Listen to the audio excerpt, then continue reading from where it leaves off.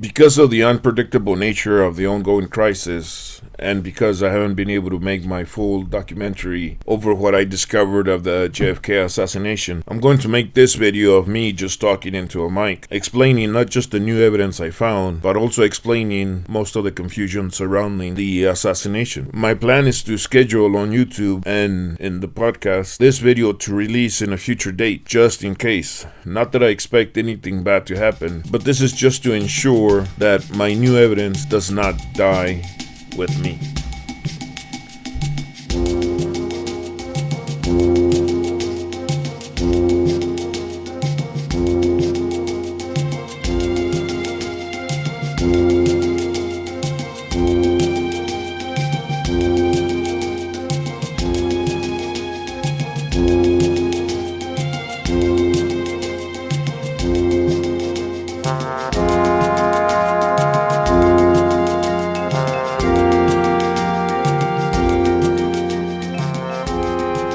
There's three critical aspects of the assassination that I suspect is why most people misinterpret the evidence, and are led to wrong conclusions. And not just the conspiracy theorists. The conspiracy theorists got quite a bit of it wrong, but so did the Warren Commission, and so did people that are ultimately agreed with the Warren Commission. And these three aspects are the first of the three aspects is motive. Why did Lee Harvey Oswal kill the president? Even though most people that agree with the Warren Commission concluded that the reason is because Lee Harvey Oswald wanted to become famous. That obviously does not make sense, because if he wanted to become famous for killing the president, why did Lee Harvey Oswald deny being the assassin? Why did he refer to himself as a patsy? And better yet, why, if his aim was to become famous for the assassination of the president, why didn't he simply just wait on the 6th floor by the window for the cops to show up?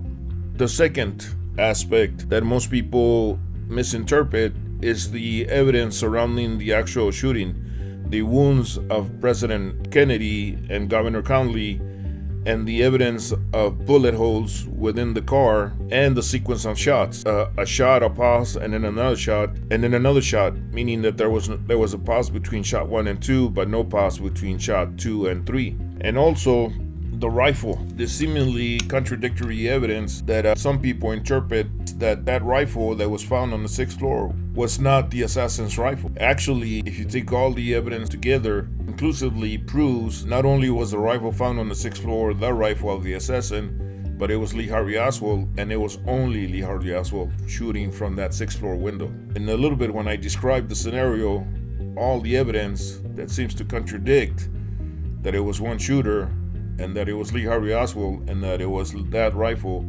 will make sense. And the third part that adds a great deal of confusion, the whole evidence surrounding the assassination, starting from when Lee Harvey Oswald was in New Orleans and all the way until the autopsy, all the evidence that indicates a cover-up. Conspiracy theorists misinterpret that as proof of a conspiracy to kill the president. The cover-up does not necessarily indicate that there was a conspiracy with multiple conspirators conspiring to kill the president. So the first part, motive, why did Lee Harvey Oswald kill the president, has a great deal to do with what was going on in New Orleans before the assassination, before Lee Harvey Oswald left New Orleans and came to the Dallas area. One of the things that the movie JFK by Oliver Stone got correct is what was going on in New Orleans prior to the assassination. Lee Harvey Oswald was associating with those people, with ex-FBI, current or ex-CIA, and anti-Castro Cubans, and they were up to sinister activities. That part is absolutely correct. Lee Harvey Oswald, to some capacity, I'm not sure exactly to what capacity, but he was active with those people. I don't know if he was an actual CIA agent or simply worked for CIA agents, but he was involved with them, and they were up to no good in New Orleans and beyond. So this is the scenario that I think explains motive, explains the events that followed, and explains why Lee Harvey Oswald did not shoot the president on Houston Street, why Lee Harvey Oswald waited to shoot the president on Elm Street. And here's the reason. Lee Harvey Oswald was, like I said earlier, working with those people, but for some unknown reason, some reason that I haven't been able to figure out, but I'm fairly sure it did happen because it explains the following events. They had a falling out. Either they simply stopped using Lee Harvey Oswald in their activities, or maybe they fired Lee Harvey Oswald. But whichever the case, Lee Harvey Oswald left New Orleans because he was no longer working with those people, and went to Dallas to try to get back together with his wife. But unfortunately for Lee Harvey Oswald, that also did not work out. So then Lee Harvey Oswald started trying to come up with a scheme to impress those people, the New Orleans people, so that he could get back together with them. So he came up with a scheme of going to Mexico City and try to infiltrate the Russian embassy. But unfortunately, again for Oswald, that did not work out. So from there, he went to the Cuban embassy, and that did not work out as well. And then it seems, going by actual testimony of people there, that he had a meeting with some Cubans, and for whatever reason, apparently that did not work out as well. So he comes back. He leaves Mexico City and comes back to the Dallas area. And then that's where he finds out that the president of the United States is going to be in Dallas, and not just that, but he's going to be driving by his place of work. That's when Lee Harvey Oswald concocts the scheme to kill the president. And why does he do this? Because he wants to impress those people in New Orleans. He wants to get back together with them. And this was a well-known secret within the CIA and within military circles. They hated President Kennedy because of the Bay of Pigs fiasco. They blamed President Kennedy for the failure of the Bay of Pigs.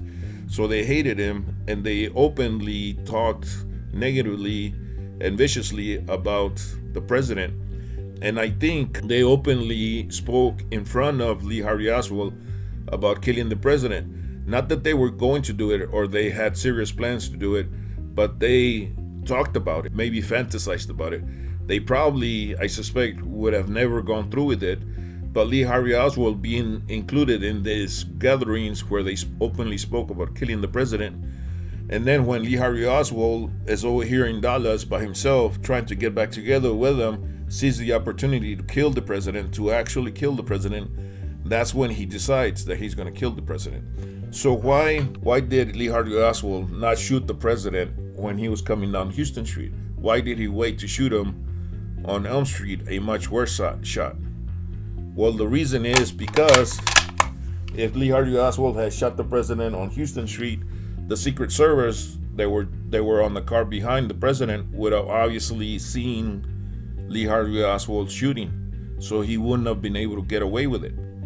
The reason he waited to shoot on Elm Street is because Lee Harvey Oswald wanted to get away with the assassination of the president, because he was not doing it for fame. He was doing it to get back together with those people in New Orleans. This motive, not only does it explain everything, but it explains why he called himself a patsy. And it'll explain much more in a little bit, but I'll get to that after I describe what actually happened in the presidential limousine.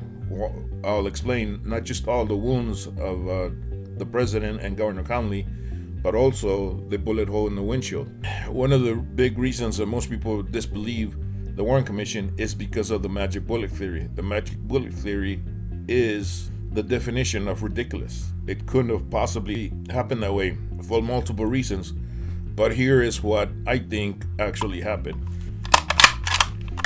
Lee Harvey Oswald, as we know, because of the Warren Commission report, where it admits that that rifle, that scope was completely useless, that it did not line up with the rifle. So what Lee Harvey Oswald did was, for his first shot, he used the side-mounted scope to shoot at the president. But that completely missed. It didn't even hit the car. So why was there a pause between shot 1 and 2, but no pause between shot 2 and 3? It's because Lee Harvey Oswald takes a moment to realize that the scope is useless, so he readjusts to use the native sights. Because it was a side-mounted scope, it left the native sights as a second option. So Lee Harvey Oswald takes the second shot with the sights. and shoots the president in the back of the neck. And then for his third shot, which was the kill shot, he realizes that the sights are a little bit misaligned, so he adjusts and gets the so-called perfect shot, the kill shot, the headshot. This scenario explains why, even though there's evidence to contradict that rifle was the assassin's rifle, it actually proves the sequence of shots, and it proves that rifle was the actual rifle. So what happened instead of the magic bullet theory? How can I explain all the wounds on the president and Governor Conley's and the bullet hole in the windshield? So for the first shot completely missed, but the second shot, Lee Harvey Oswal shoots the president in the back of the neck. It exits his throat, hits Governor Conley in the back, exiting his breast, and goes directly to the thigh. It does not hit the wrist. This is the main point that the magic bullet theory gets wrong. It did not hit the wrist. At that moment, when the president is reacting to his throat wound, Governor Conley is holding his hat with this hand.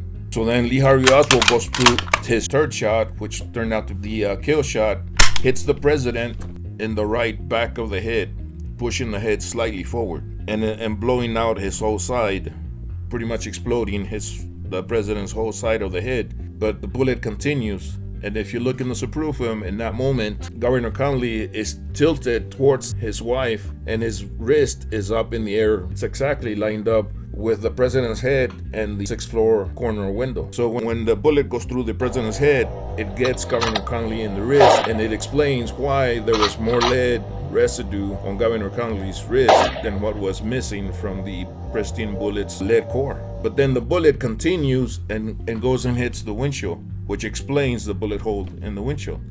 If you look in the supproof film, you will see that Governor Conley reacts to the president's head exploding, even though he cannot see the president. So what Governor Conley is reacting to is being shot in the wrist, not to the president's head exploding. So why did the president's head go slightly forward and then snaps back into the left, making many people conclude that there was an assassin at the picket fence? There's multiple reasons to conclude that there were no assassins at the picket fence, but the head going back into the left still needs an explanation. And here is the explanation. It's rather simple, but I'm fairly sure is the truth. The president was wearing a back brace. So when he got shot in the head, it pushed his head forward and slightly to the left. So the back brace, acting as a spring, pulls the president back and his head to the left. And if you look at the supproof film with the knowledge of the president having a back brace on at the time, you will see that the physics, the motions of the president's body and head fits that description. That it wasn't a bullet coming from the front right. It was actually his head going slightly forward because of the bullet hitting him in the back, and because of the back brace, it snapped back into the left, which explains that till now mysterious motion of the head. I don't know why people didn't realize this in the 50 years since. It was obvious to me as soon as I learned that the president was wearing a back brace. I realized that that's why the head moved in that strange way. It was due to the back brace, then as a spring. So the third aspect that I was referring to earlier that will explain the confusion from when Lee Harvey Oswald was in New Orleans to when the president was in the Naval Hospital getting an autopsy, and all the evidence in between that proves that there was a cover-up, and many people misinterpret that to mean that there was a conspiracy. All that is due to the secrecy and the structure of the CIA. The way I imagine the CIA structure is sort of like an octopus with the head up on top and multiple arms coming off of it, and each arm not knowing what's going on in all the other arms. There's a saying within the CIA, need to know, which means that they only know what they need to know in their local arm of the CIA. So this is what happened right after the assassination. A lot of people within the CIA and within the military, like I said earlier, hated the president, and there was open talk of getting rid of the president. So when the actual assassination happened, a lot of people wrongly but logically assumed that the CIA had killed the president. So not only did CIA agents wrongly assumed that their own organization had killed the president, but they actually thought they had gotten away with it. Not only does this explain the confusion surrounding the actual assassination, but it also explains why official government documents wrongly imply that it was either rogue agents or maybe even the CIA that killed the president. It also explains why some CIA agents have confessed to being a part of the assassination, even though the CIA didn't have anything to do with it. They were a part of secret activities that they wrongly assumed were part of the plan to kill the president. This might also explain why many witnesses died in suspicious circumstances. Maybe they were assassinated because, like I said earlier, many within the CIA were trying to cover up what they wrongly assumed had happened, which was that the CIA had killed the president. The points that I'm hoping that whoever is watching this will take with them is the motive.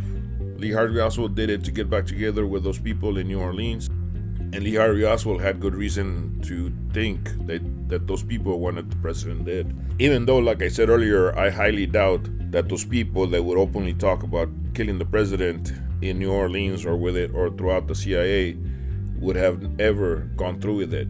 They were mostly boasting or fantasizing or just blowing off steam. But because they spoke of this in front of a fella that by pure coincidence was in a position to actually accomplish the assassination of the president. And the second point is of the actual shooting, that what's wrong with the magic bullet theory or the single bullet theory is that it wasn't a single bullet, it was actually two bullets. The same way that the second shot hit both President Kennedy and Governor Connally, so did the third shot. And that small change in the sequence of shots and the sequence of wounds explains much better than the single bullet theory all the wounds and the bullet hole in the windshield. And the third and final point is that secret organizations are extremely inept. Not only are they not guilty of what they think they did, they wrongly assumed that they had killed the president, and not only that, they assumed that they had gotten away with it, which might explain what followed in that same decade, with other public officials being assassinated and by JFK witnesses dying in mysterious circumstances. And the documents, like I said earlier, and the CIA agents confessing to what they had nothing to do with. Hopefully I've painted a picture that makes much more sense than what other people describe on both sides of the debate, on the conspiracy theory side and on the Warren Commission side. Both sides had their issues, and I think my scenario fixes all of them. And if you think that my JFK solutions make sense, maybe you'll think that my ideas about gravity and the Big Bang might make sense. I'm gonna link them right here. Maybe, hopefully, somebody can critique those ideas for me and let me know what you think. I guess that's it.